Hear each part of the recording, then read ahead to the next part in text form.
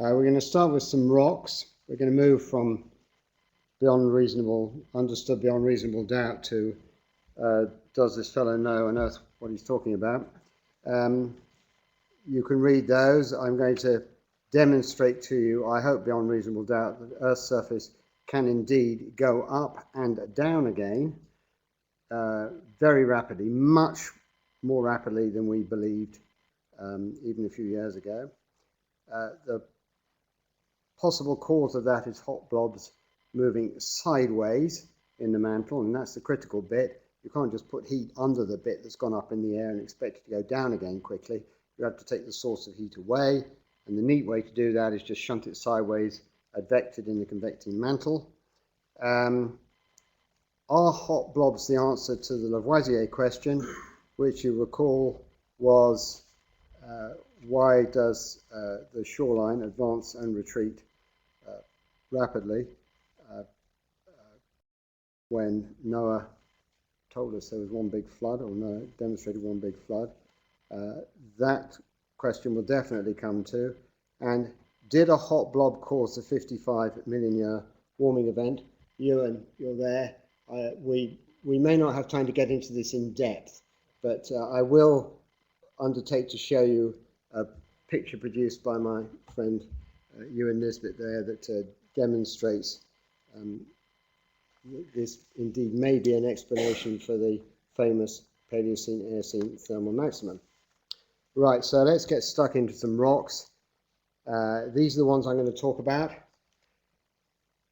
Familiar, I think, to most of you, except for the Paleogene, Scotland East and West, which is offshore, which you might have seen in cores, but will not have seen a great deal of.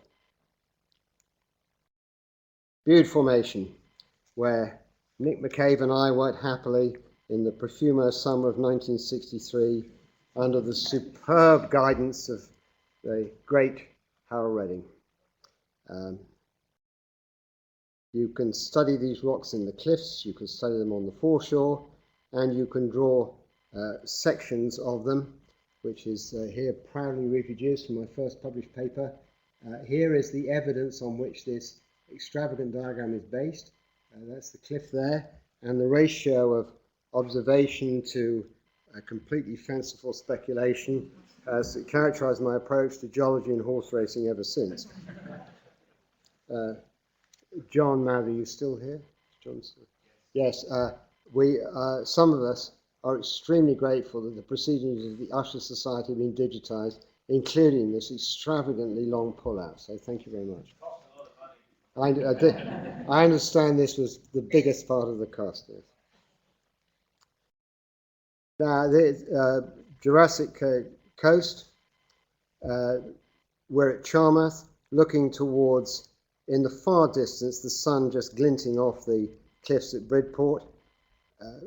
Overall shallowing through Lias, explained by the Edinburgh School under John Underhill during the 90s, following earlier suggestions by Ziegler and others that this is an effect of a thermal swell centered in the North Sea. And here we are at Bridport, and on the beach there, this is Burton Bradstock looking back towards Bridport. On the beach are these blocks of inferior oolite that are carted off in trucks by commercial fossil collectors into Central Europe, where they're polished and sold at high price, an issue which I understand continues to test the fossil collectors' code of the Jurassic coast. But the point about those blocks, apart from their commercial value, is that they represent oscillations. The famous condensed sequences in sea level, they're just part of a pattern within this overall regression of episodes of change in sea level that are much higher frequency within the overall thermal swell, which is appealed to as a cause of this shallowing. And looking now from St Albans Head further east, back over towards the Kimmeridge Clay Formation, back towards Lulworth Cove, we're standing with our feet just about where the dinosaurs trod in the Purbeck times, the wonderful Square and Compass pub is just a few refreshing minutes walk away, and we are standing again in the upper part of a regressive sequence, again more controversially this time attributed to a thermal swell, an early Cretaceous thermal swell by John Underhill and his Edinburgh group in the 1990s. And once again, we know from observations in Wealden, offshore Southern Ireland, rocks which we were drilling through largely unsuccessfully, looking for gas in BP in the 1980s. We know from an analysis of rocks right out in the Celtic Sea to the west and in this classical area of Jurassic and Cretaceous geology that there are again these episodes of higher frequency changes in sea level that we've never understood. There's a bit of Wealden, which, as you know, is sometimes exposed on the shore at Lulworth Cove. Now, I'm going to suggest to you that a possible answer to this question, what causes these higher frequency changes in sea level, may lie in this classical ground of the tertiary igneous province. And so here we are in the very heart of the area that previously was the preserve only of the professorial heads of the major British geology departments and their particularly ambitious students who wanted to become professors. Ordinary people worked on rocks like these, sediments, originally in the southern parts of the country, and then once the North Sea exploration began, we, led by the redoubtable Richard Selley and others, began examining the sediments in the North Sea to see what patterns they might hold. We knew they were generating a great deal of wealth. This is a sketch produced by Ian Stewart of BP, published in one of the Barbican volumes, 1987. The link with the previous slide, with Skye, are those tasteful brown-coloured rocks shown on there. There's some here, and some here just above the Andrew Fan. And they are volcanic ashes. They're the easterly manifestation of the volcanic mayhem taking place away to the west. The yellow colour marks sandstones, the reservoir sandstones that have generated so many billions of dollars of wealth. I see Dr. Jenkins is amongst us, who I first met when he was exploration manager in Dice for BP for the North Sea when the Forties field had just been discovered. And the Forties formation is sitting here, and I'll show you a picture of the Forties formation sandstones in a moment. The fascinating thing about this distribution of sands is that the sands are not deposited in one lump, and that's been very good news for those of us involved in trying to make money out of these North Sea Paleogene oil reservoirs. It also raises a fascinating question about what was the control of the formation of these bodies of sand. Because you'll see there those green rocks shown here, those are mudstones.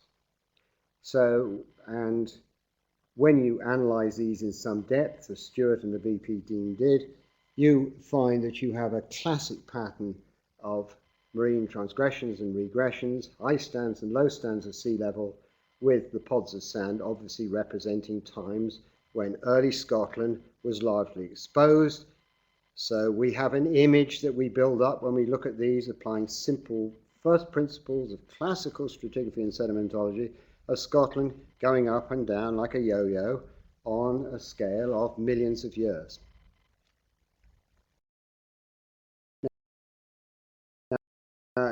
These two sketch maps are not taken from the children's books of Arthur Ransom, though they did have an influence on me. They were sketched by me some 40 years ago, when it was possible for the first time to draw the paleogeography of Britain and Ireland with some confidence, because we actually knew what was offshore.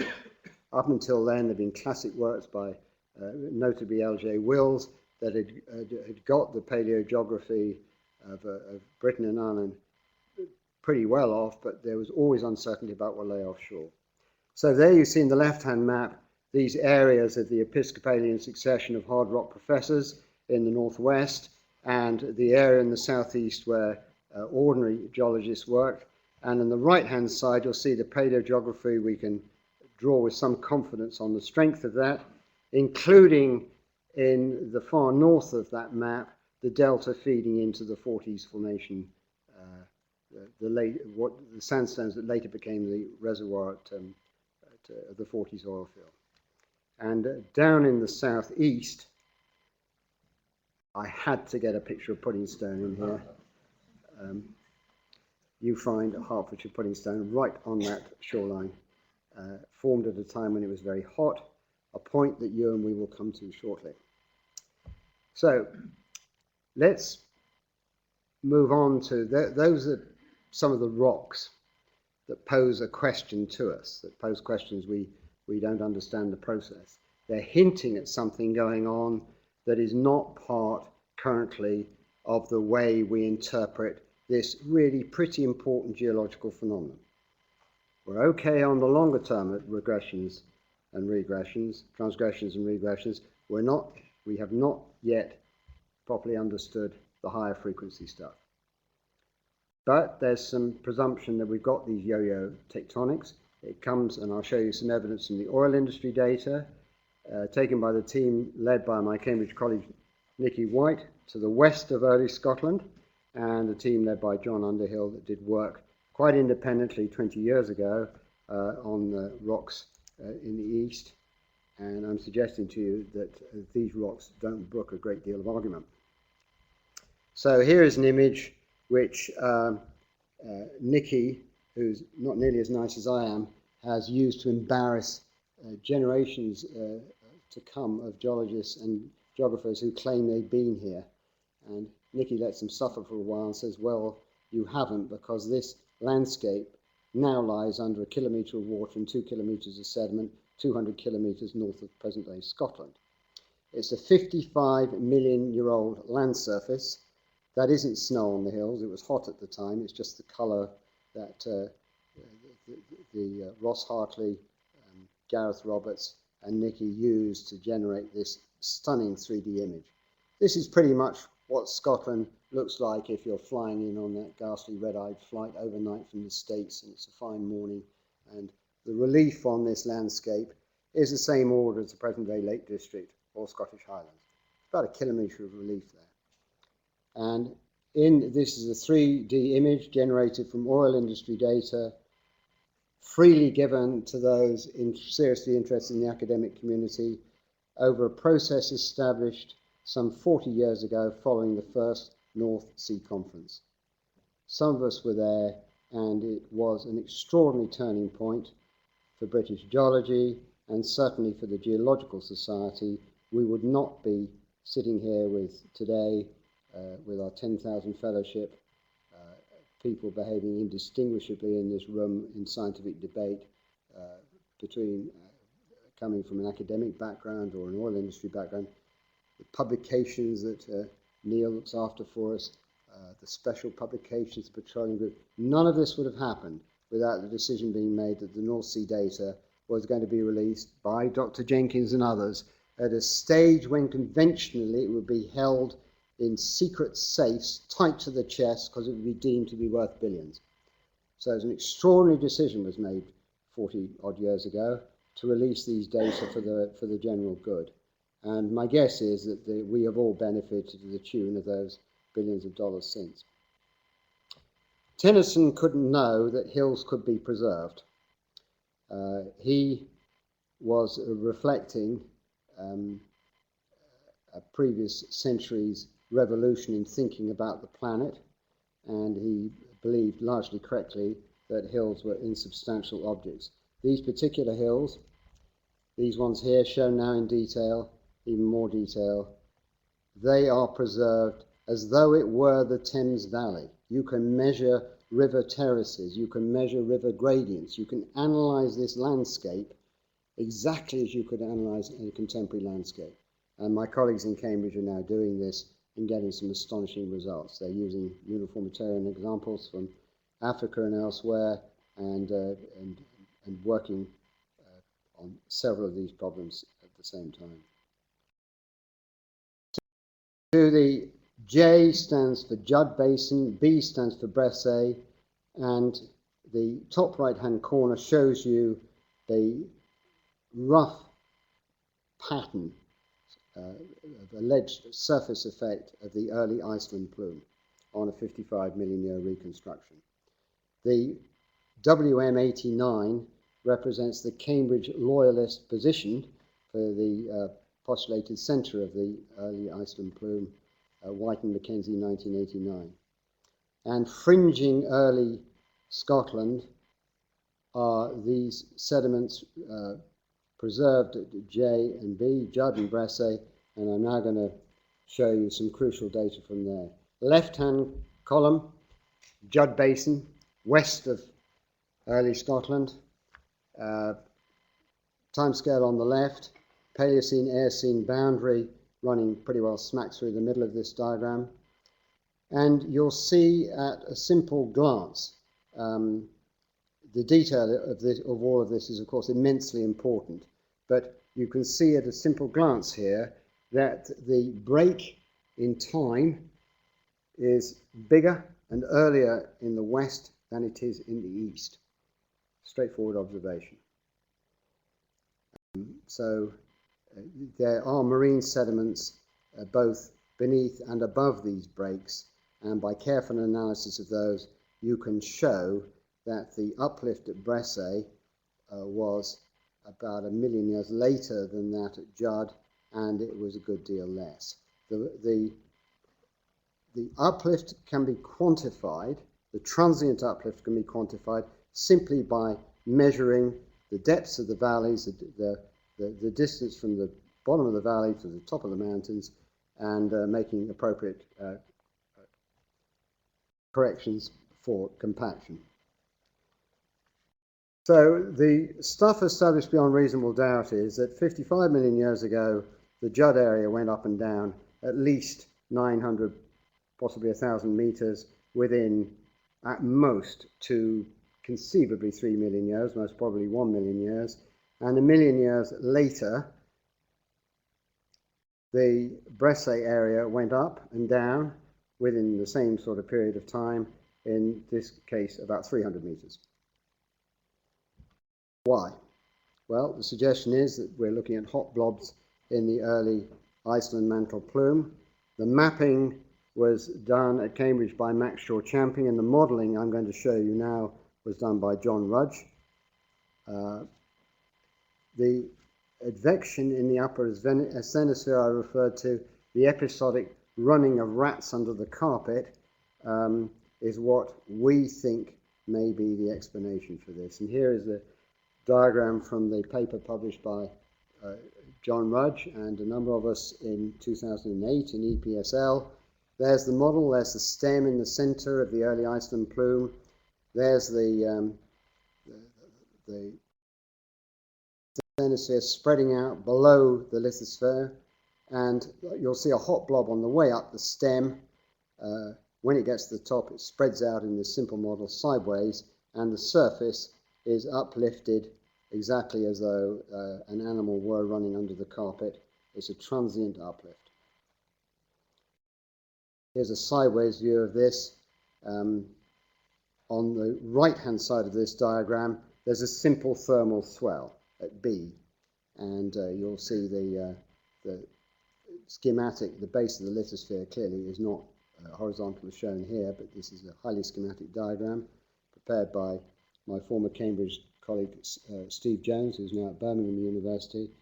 And you'll see the simple thermal swell, the classical thermal swell on B on the right of the diagram, and on the left we've added these transient uplifts that ripple down the flanks of the longer scale thermal uplift.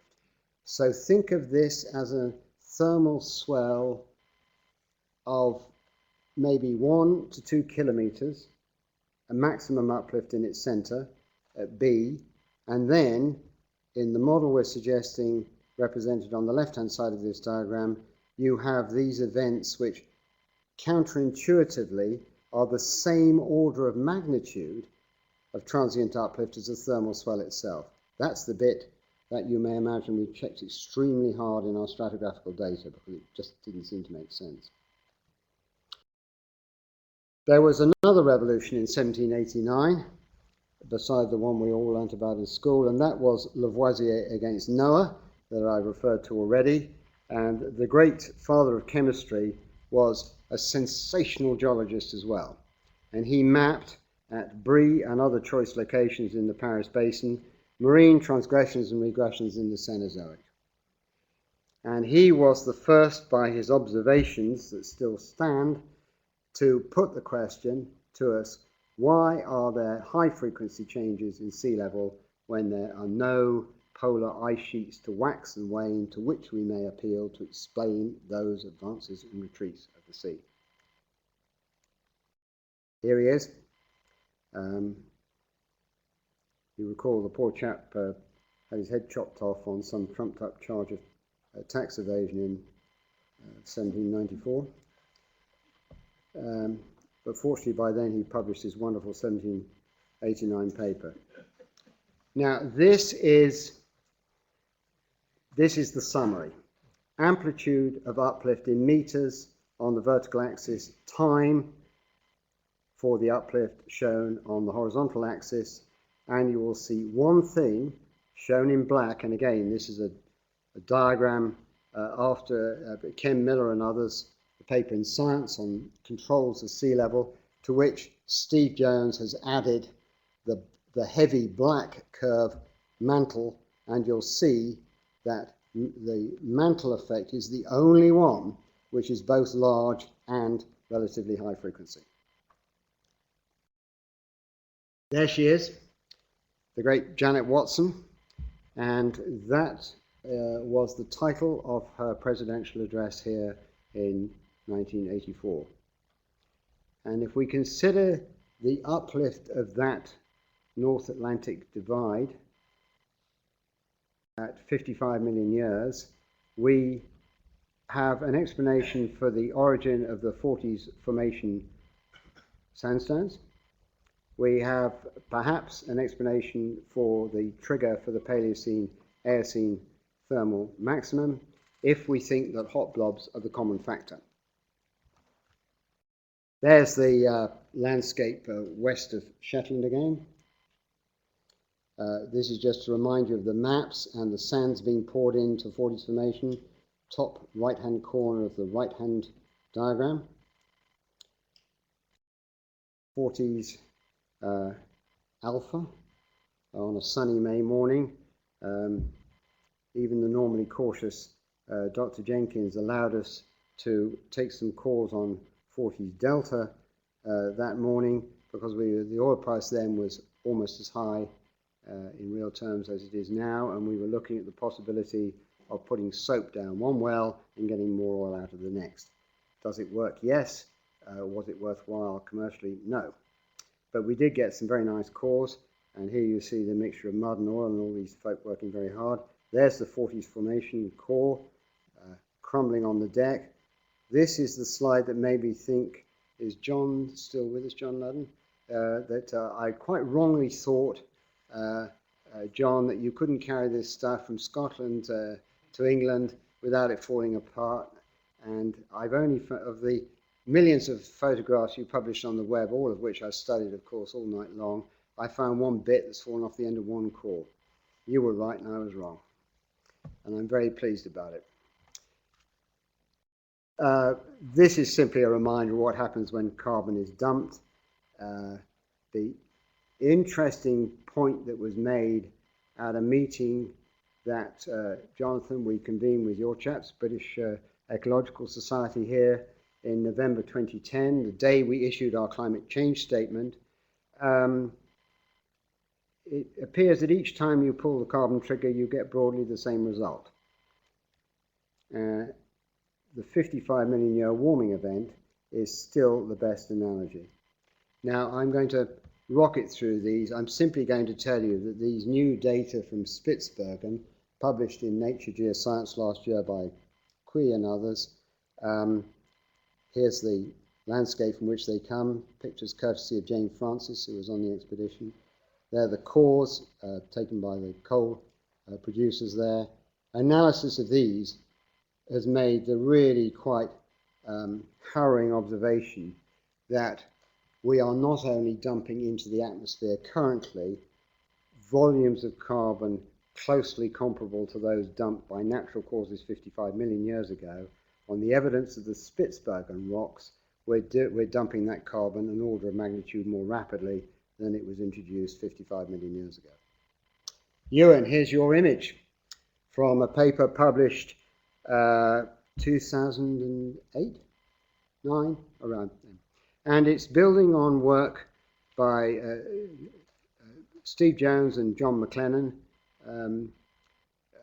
published in 2006, which suggested that this uplift of the North Atlantic I've been banging on about may have had a hand in destabilizing methane on the floor of the early North Atlantic Ocean. And this left-hand diagram here from Ewan's paper shows you the early Paleocene. The right-hand diagram shows you the paleogeography of the early North Atlantic at the Paleocene-Eocene boundary, that is 55 million years ago, and you will see there's been an uplift. No surprise there.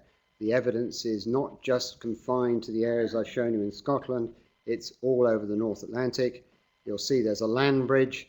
Mammals came across that land bridge. There's a lot of quite independent geological evidence that enables us to map this change in the geography, this reversal of the early opening of the North Atlantic, this temporary reversal. We can do that with some confidence. And the suggestion made by Ewan was that this had not exactly the Jones and McLennan model, but this uplift was a trigger for the release of a sufficient volume of carbon to provide a trigger for the Paleocene-Eocene thermal maximum. And just to remind you what happened, 1,000 gigatons of carbon dumped, temperatures went up, oceans became acid, a lot of life in the oceans became extinct, and our ancestors appeared, the early primates appeared, and we are now repeating the carbon dump. Which leads to this question that I referred to some hours ago when we were talking about in the annual general meeting this morning, the quote from Nature, the editorial in Nature that you read there. And my answer is yes, if we keep on dumping carbon into the atmosphere, we will certainly make enough of a mark on the geological record for it to be well worth identifying a geological epoch which could bear our name. Let me conclude by suggesting a few things that have changed since Nick and I measured inch by inch those rocks between Hartland Point and Widmouth Bay on that wonderful North Cornish coast back in 1963. Well, the big changes that have had the huge effect on this society and on the way we all do our job is the orbital timescale, which has brought the geological record, if not onto a human timescale, at least much more closely to it. So we can, as we were describing to you this morning, go down the road to Westminster and Whitehall and put on the desk geological evidence that has relevance to present day concerns. We have brought our knowledge onto this timescale where we can make some points that are significant. The plate tectonics explains Earth today as well as yesterday, which one of the generous donors who are going to help our society take advantage of the archive of plate tectonic literature, primary personal papers being donated by Dan Mackenzie, Ted Irving and Fred Vine to us, not to anybody else, to us, the Geological Society. One of the generous donors who's responding to the current invitation to put up funds to help us archive those papers properly, said he was doing that on behalf of his company because it was the explanation of the behaviour of Earth today that plate tectonics gave that had convinced him to go into geology, not Cherry, the fossils that you and I would claim were the trigger for us. There's a far better balance of gender, academic industry, and the academic tribes than there was 50 years ago. And we are now beginning with our public voice to take some of the issues I've touched on this evening and talk about that with the unified voice I referred to this morning. Mary Fowler, I think, has gone, has she, Ewan? Yes, but she, John Ludden and I have now got into the habit of signing on behalf of our various communities the letters that go to Westminster and Whitehall on matters of significant public interest, the climate change, the rare earths, shale gas. You know the list of topics.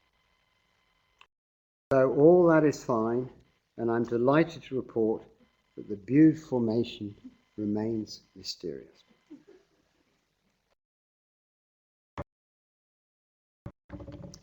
Remains mysterious to us, but not perhaps to one of the wonderful poets we had here on Poetry Day last year. This is Alison Hallett, Hartland Key Cliffs. I'm going to read you the first two verses, and you can study these and read the whole poem on the collection of poems that is being published on our website. I arrive, and the arms of the cliffs encircle me. Night stars netted in strata, a million bell-like waves sunk in their fabric of stone. I swim out to sea, and they watch me. Hidden eyes, blinking through faults, hidden hearts beating an avalanche of rocks to the beach. Thank you.